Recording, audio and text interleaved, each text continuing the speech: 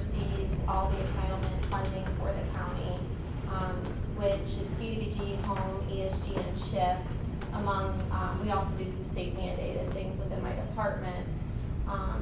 Our annual budget, our annual allocation that we receive is approximately $4 million among all those grants. So it's not a lot. And so I came to the department in 2017 and quickly realized that we needed to figure out how we can make bigger impact with less dollars. So I partnered, we have 5 incorporated cities within our county. The one that is considered entitlement is the city of Ocala. So we got with the city of Ocala and we partnered with Florida Housing Coalition, who provided us with a Home Matters report, which was a comprehensive analysis with demographics. I needed to know, you know, we have these dollars, what's the best, most efficient way to provide housing to our low-income population. So so this slide here, the 2015 demographics is what at that time was presented in that report. And this is just a very small snapshot of that report, but some key points, and the main point, you know, I wanted to show, and just to kind of give you guys a layout of the land of Marion County and where we were and where we're going. As you can see, we have a growth rate of 2.2% now. For the last 5 years, it's been a steady 2%. U-Haul has named us the top 3 county and city as far as growth in the state of Florida. U.S. News has named us in the top 10 in the nation as the fastest growing county. So we have, you know, we need to act quickly. We also have a large elderly population, and which I believe is probably driving down some of our poverty, you know, because we've got snowbirds infiltrating into the county. And as you'll see here, the home ownership rate back in 15, we had an 80% home ownership rate. Now it's reduced, and I'll explain that in a little bit. So this is where we're at. I'm sure many of you know, and I'm sharing this slide with you because we are very large, and we're suburbanizing county. And to put it in perspective, without any traffic, going east to west, driving 55 miles an hour, it takes an hour to get across our county.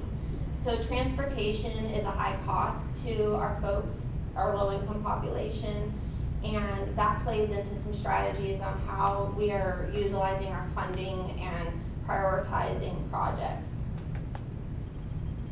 So this map, the green shaded areas is our low-income census tract areas, and in the past, with the community development block grants, SHIP, ESG, and home, with the CDBG in particular, we funded, I want to say, most nonprofits in Marion County, and which was great, and there's nothing wrong with that. But knowing that we have such a high need of housing, I was like, we need to figure out how we can utilize all of our funding into affordable housing. So on this map, you'll see some stars.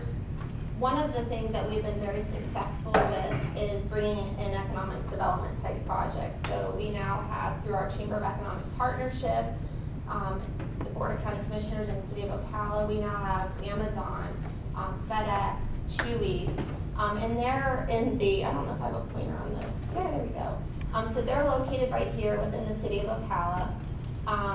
This area here is the World Equestrian Center. I don't know if you guys have heard about that, but that's going to be employing 800 people. Then we have Dollar Tree, which is also down here in the south, right here, southwest part of the county, which is also going to be employing a large amount of folks. And then we have Lockheed Martin, which is established, and they're a large employer as well. And so I shared this with you, and going back to the growth rate of 2.2%, we have 150 people moving to Marion County every week, which means I need 50 brand new housing units every week. That's just to handle the growth that we're seeing, not including the growth, the lack of housing we have now. So one of the things that I kept hearing from developers was, the county had to pass on some costs for water sewer extensions and infrastructure. So with the CDBG dollars, I took this map, and this little shaded area of like purple is a low-income neighborhood, and we are doing an expansion of water sewer with the CDBG dollars, which will provide water sewer to about 180 lots, 75 of which are empty. So the hope is now we're going to have water sewer availability. That cost isn't going to be passed on to the developer.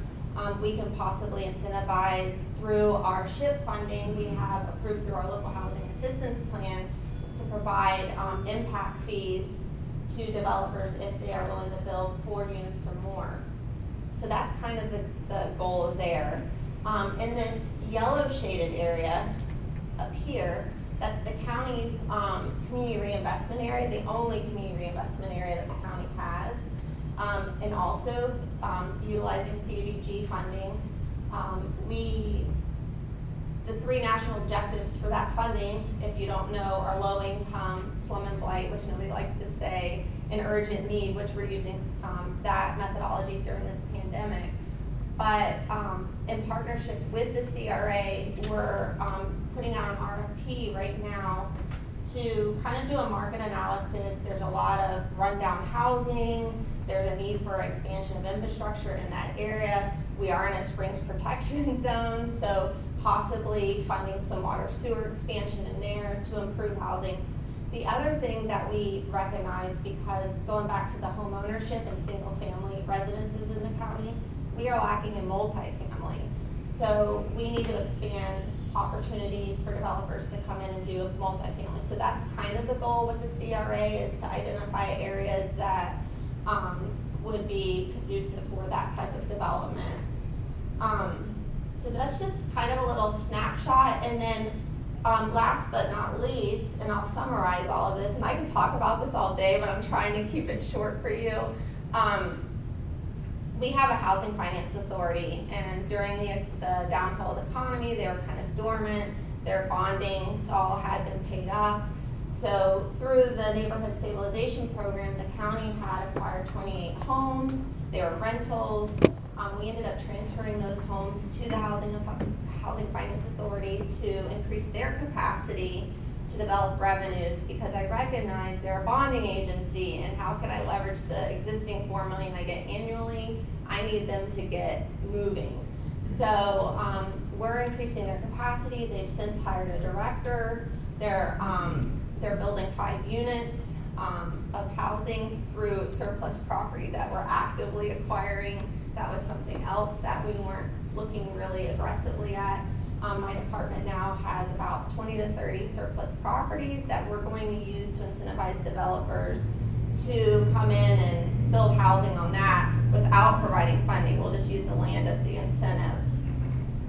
So just to summarize everything I just said, the challenges that we faced obviously was lack of funding, small funding. I think we all experienced that, right? There's not enough money to keep up with the growth. We have increased development costs. The cost to build a house is increased significantly, we've seen this year.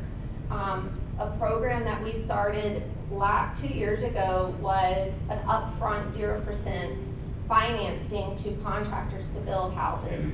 And how that is we front the money to them. They can't sell the house for more than $120,000. We give them up to $100,000. $20,000 remains in the home for the home buyer, and we get $80,000 back as program income. So as SHIP funding had been cut, this was a blessing for us because we're able to keep generating program income. We're creating units, and we're putting people in housing as a result. So to date, we've built 20 homes within a 2-year period, and we have 5 under construction right now. So that's been a very successful program. And then again, like I said, we have a lack of affordable rentals. The average rent in Marion County is about $1,000. So if you're making $28,000 to $30,000, a family can't afford that. So, we're matching as people are applying for tax credits. We're providing match dollars for that. We're partnering with the city of Ocala on a tax credit project as we speak on a golf course property that they're converting to multifamily, which is around one of the FedEx Chewy development sites. So, and then the large geographic area, you know, working with the Housing Finance Authority and making sure that we strategize that the multifamily housing is, you know, focused in around the workforce housing. Just another little fact, 45% of the people that come into work in Marion County are leaving Marion County. So they're not even living in our county. So we're trying to come up with ways to keep the people that are working in the county, living in the county, and that's a struggle, and I'm sure that's happening maybe in some of your areas. But those are some of the things we're doing actively now, and hoping that we'll start seeing some improved successes in the future. And I covered a lot, and we're doing a lot more, but feel free to reach out to me anytime if you want to brainstorm. I'm here to answer any questions. Thank you, Cheryl. Any questions? I just want to say, Commissioner? Have you thought of moving to Seminole County? No, not her either. No, not up for grabs? No, you're talking her specifically. Yeah. We already poached her from somewhere else. She's coachable. Yes. So.